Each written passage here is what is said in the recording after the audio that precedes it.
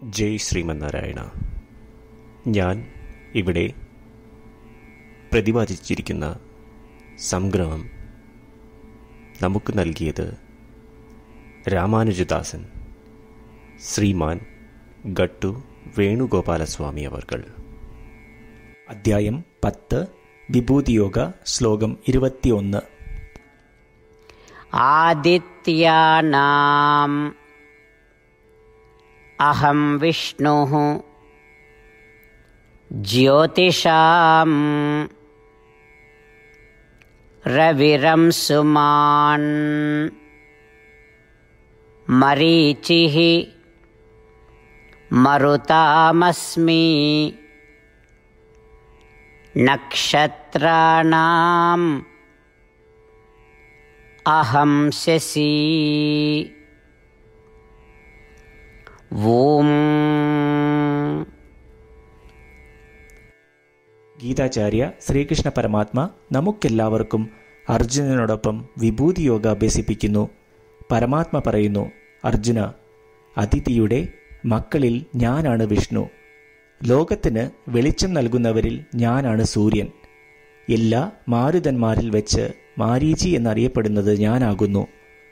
അർജുന, നക്ഷത്രങ്ങളിലെ ചന്ദ്രൻ ഞാനാകുന്നു. ഇപ്രകാരം ശ്രീകൃഷ്ണ പരമാത്മ പറയുന്നു, അതിഥിക്ക് 12 മക്കൾ ഉണ്ടെന്ന്. ദത, മിത്ര, ആര്യാമ, സക്ര, വരുണ, അംശു, ഭഗ, വിവസ്വാന്ത്, ഭൂഷ, സവിത, ത്വഷ്ട, വിഷ്ണു. ഈ 12 മക്കളിൽ വെച്ച് അദ്ദേഹമാണ് വിഷ്ണു.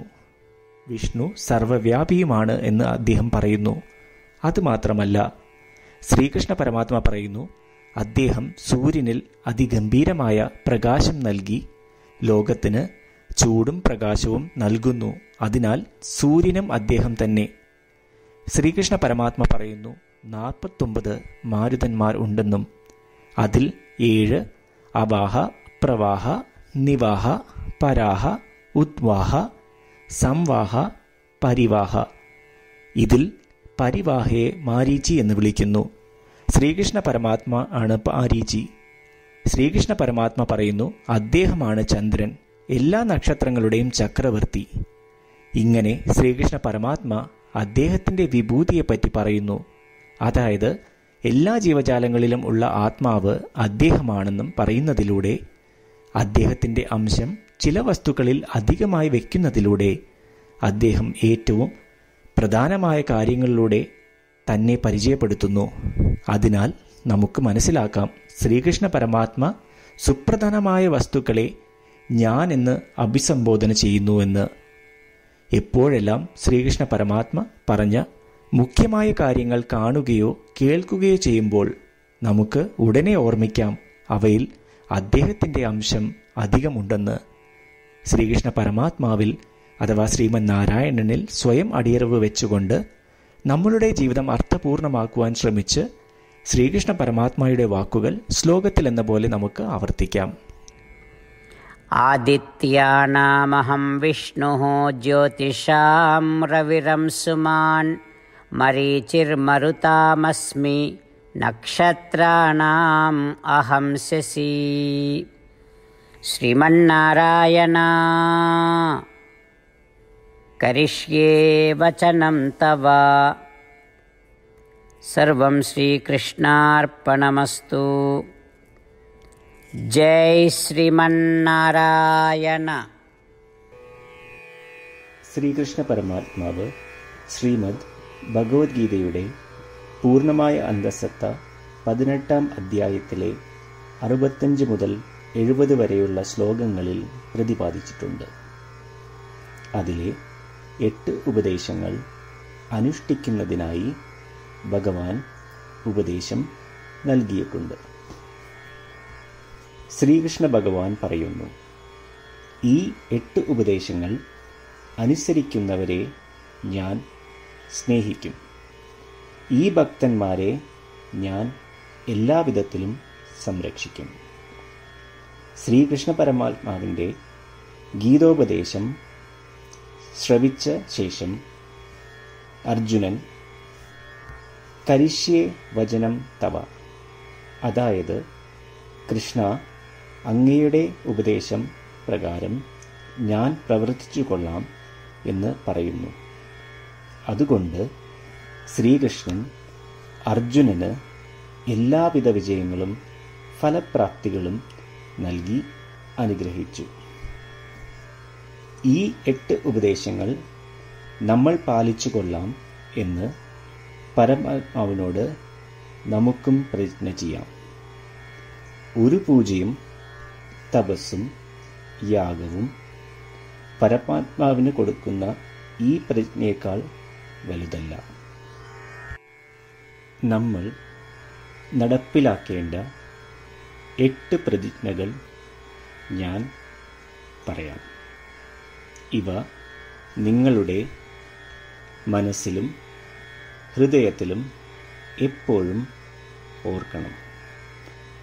ഇപ്രകാരം ചെയ്യാം എന്ന് നമ്മൾ ശ്രീകൃഷ്ണ ഭഗവാന് വാക്ക് കൊടുക്കുമ്പോൾ ഭഗവാന്റെ മുഖം സന്തോഷത്താൽ പ്രകാശിക്കുന്നത് നമുക്ക് ദൃശ്യവൽക്കരിക്കാം. ജയ് ശ്രീമന്നാരായണ. ഇവയാണ് നമ്മളുടെ 8 പ്രതിജ്ഞകൾ. ഓ ശ്രീമന്നാരായണ, അവിടുന്ന് ഉപദേശിച്ച പ്രകാരം ഞാൻ എപ്പോഴും അങ്ങയെ ഓർക്കുകയും ധ്യാനിക്കുകയും ചെയ്യും. ഓ ശ്രീമന്നാരായണ, അവിടുന്ന് നിർദ്ദേശിച്ച പോലെ ഞാൻ എന്നും അങ്ങയുടെ വിശ്വസ്തനായ അനുയായി ആയിരിക്കും. ഓ ശ്രീമന്നാരായണ, അങ്ങയുടെ സേവനത്തിനും സംതൃപ്തിക്കും വേണ്ടി ഞാൻ എൻ്റെ എല്ലാ പ്രവൃത്തികളും ചെയ്തു കൊള്ളാം. ഓ ശ്രീമന്നാരായണ, അങ്ങ് നിർദ്ദേശിച്ച പോലെ എനിക്ക് ഞാൻ അങ്ങയുടേതാണെന്ന് പൂർണ്ണ വിശ്വാസമുണ്ട്. ഞാൻ എപ്പോഴും എൻ്റെ കൈകൾ രണ്ടും ചേർത്ത് അങ്ങയെ നമസ്കരിക്കുകയും ആരാധിക്കുകയും ചെയ്തു കൊള്ളാം. ഓ ശ്രീമന്നാരായണ, മാം ഏകം ശരണം വ്രജ എന്ന് അങ്ങേക്ക് മാത്രം എന്നെ സമർപ്പിക്കുവാൻ പറഞ്ഞത് ഞാൻ ഓർക്കുന്നു. ശ്രീമന്നാരായണ, ഞാൻ എന്നെ അങ്ങേക്ക് മാത്രം സമർപ്പിക്കുന്നു.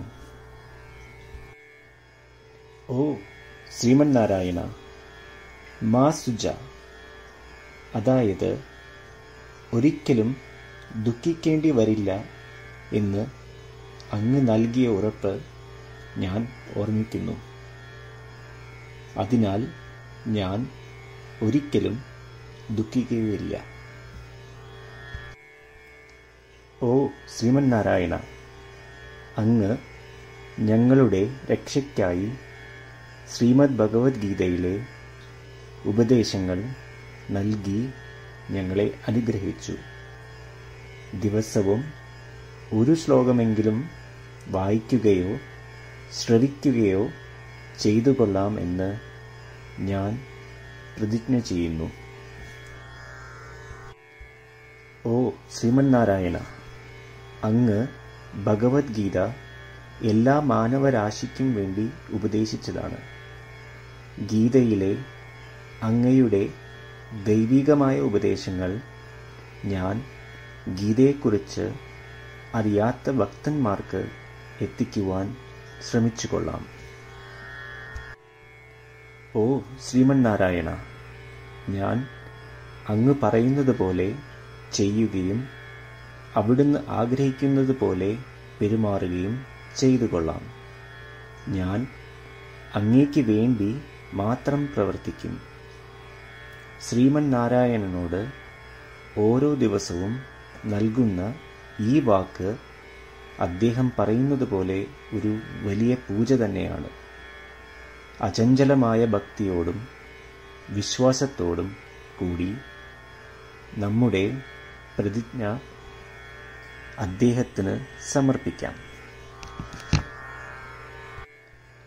ശ്രീമന്നാരായണ. കരിഷ്യേ വചനം തവ. ശ്രീമന്നാരായണ. ഞാൻ അങ്ങയുടെ ഉപദേശപ്രകാരം പ്രവർത്തിച്ചുകൊള്ളാം.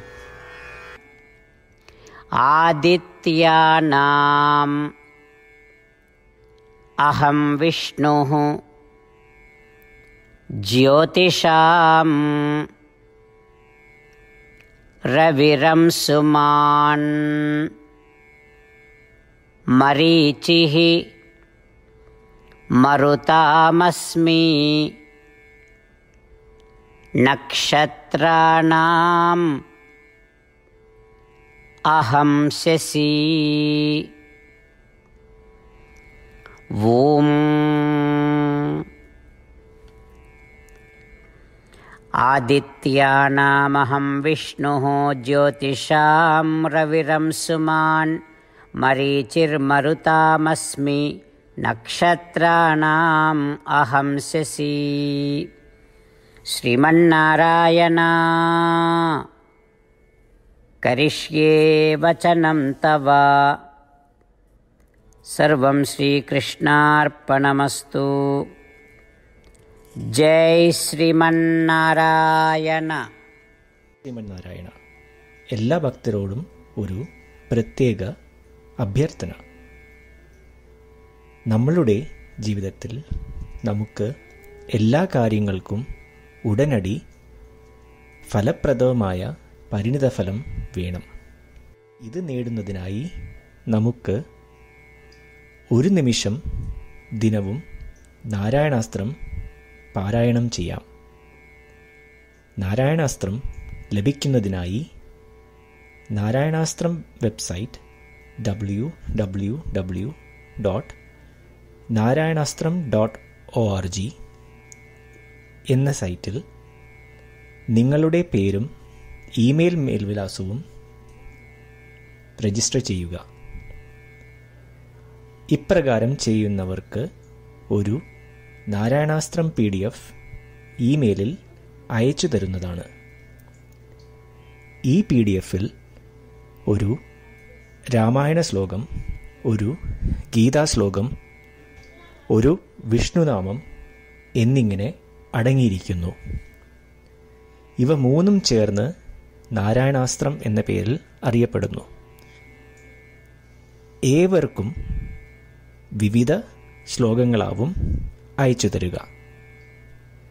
24,000 ഭക്തരോടൊപ്പം ഏവരും തൻ്റെ നാരായണാസ്ത്രം ദിനവും വായിക്കുകയോ ശ്രവിക്കുകയോ ചെയ്യുമ്പോൾ ഒരു സമ്പൂർണ്ണ രാമായണ പാരായണം, 33 ശ്രീമദ് ഭഗവത്ഗീത പാരായണവും 24 ശ്രീ വിഷ്ണു സഹസ്രനാമ സ്തോത്ര പാരായണവും പൂർത്തീകരിക്കപ്പെടും. ഇത് ദിനവും ചെയ്യുന്നതിലൂടെ അത്യന്തം ശ്രദ്ധേയവും അസാധാരണവുമായ ഒരു ഫലമാണ് കൈവരിക്കാവുന്നത്. ഇതുകൊണ്ട് താങ്കളും താങ്കളുടെ കുടുംബാംഗങ്ങളും ഉടൻ തന്നെ പോയി തങ്ങളുടെ നാരായണാസ്ത്രം കൈപ്പറ്റേണ്ടതാണ്. ജയ് ശ്രീമന്നാരായണ.